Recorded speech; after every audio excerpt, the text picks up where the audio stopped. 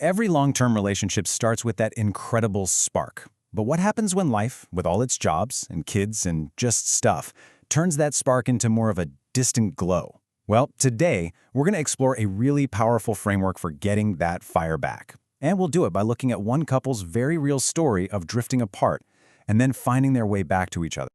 Just think about this for a second. Remember the early years of your relationship when you couldn't wait to see and hold them? I mean, that question gets right to the heart of it, doesn't it? It's asking us to remember that initial magic because, understanding what you've lost is really the very first step to finding it again. So how does that magic actually fade? It's almost never one big thing. It's usually a slow, quiet drift into routine. So let's dive into the story of one couple who went through this exact drift and, thankfully, found their way out. Their story kicked off like a true whirlwind romance. I mean, check this out. They met on Halloween. Just 3 months later, they were engaged. And 9 months after they first met, they were married. This was not a slow burn. This was a relationship built on this instant, really powerful connection.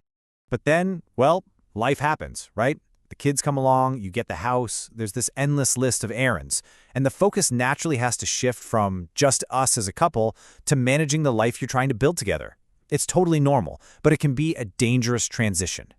And how do you manage all of that? Well, you fall back on the strategy we all know: divide and conquer. It's efficient, it's practical, and honestly, a lot of the time it's necessary for survival.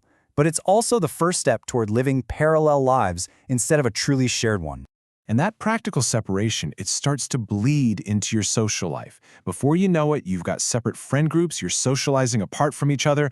You become a fantastic team running a household, but you're not really a couple sharing a life anymore. And this is where that slow drift can end up. The relationship becomes, as they put it, like a brother and sister. It's built on a sense of obligation and shared history for sure, but that romance, that intimacy that started it all, it's just gone. The fire is pretty much out. And this slow drift, it isn't harmless. It creates what the author calls emotional potholes. Think about it. All those little unresolved hurts, the misunderstandings that just build up over time. By themselves, they're small. But when you hit them day after day, they create a road so broken that you can't even find your way back to each other. But here's the hopeful part. No matter how deep those potholes get, a turning point is always possible. This story isn't just about the drift. It's about the wake-up call and the hard work of paving a brand new road. At this point, the feeling was just pure despair. The relationship felt like sand slipping right through his fingers, and he was haunted by this awful, paralyzing question. How do you find it if you don't even know what it is, right? How can you possibly fix something when you can't even name what's broken? Sometimes the biggest changes start with the smallest, most random moments. For him, that huge wake-up call, that sudden moment of clarity about his own role in the disconnection, it came from something as simple and everyday as a bottle of tea. And that realization led to this moment of just pure vulnerability. A simple, direct apology to his wife. I'm sorry for so many things. I want you back. There's no blame here, no excuses, just ownership. And that right there was the first real step on the path back. And out of that personal crisis came a really powerful solution. This is the ReLoving framework, a practical, actionable path to reconnection that grew out of their story, but it's something any of us can use. So the framework is built on 4 simple but incredibly powerful pillars: focus, lenses, last time, and I do. Let's break down what each of these really means. Okay, so it all starts with focus. This is about getting back to your foundation, and not just the vows you made years ago, but really defining what's important to your relationship right now, today. What are the core principles that should be guiding every single thing you do together?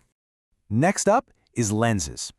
And honestly, this might be the hardest part, because it's all about shifting your perspective. It means doing an honest self-evaluation and forcing yourself to stop looking at everything from just your point of view and to truly try and see yourself through your partner's eyes. And the best way to do that is to ask yourself one brutally honest question. Would I like to have coffee with me? Seriously, take a hard look at yourself. Would you want to be in a relationship with the person you've become? It's such a simple question, but the answer can be, well, pretty revealing. The third pillar is last time. This one is all about shifting your whole mindset from obligation to desire. It's about getting away from that transactional, I'll do this if you do that kind of scorekeeping, and getting to a place where you genuinely want to do nice things for your partner, with absolutely no strings attached. So how do you actually do that? You start asking yourself these little questions. When's the last time I surprised her with her favorite dessert? Or, when's the last time I did one of his chores without even being asked? When's the last time you just stopped and truly appreciated them for who they are? It's all about turning those good intentions into small, real action. And finally, we have the pillar that ties this whole thing together, I do. This isn't just a nostalgic look back at your wedding day. It's the daily renewal of that commitment. This is where you take all the ideas from the other steps and you turn them into deliberate, conscious action every single day. So, after going through all this, the most important question is pretty obvious, right? What does this mean for you? How can you actually put this framework to use in your own life? The key thing to remember here is that this framework isn't some magic bullet you use once when things get bad.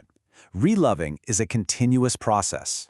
It's kind of like gardening. You have to put in constant, intentional effort to grow a relationship that is healthy, happy, and genuinely enjoyable for both of you. So, I'll leave you with the same direct challenge the author poses to all of us. What is one thing you can do differently this Monday? Or shoot, how about right now? To start building that sustainable, happy, healthy, enjoyable relationship that you and your partner really deserve.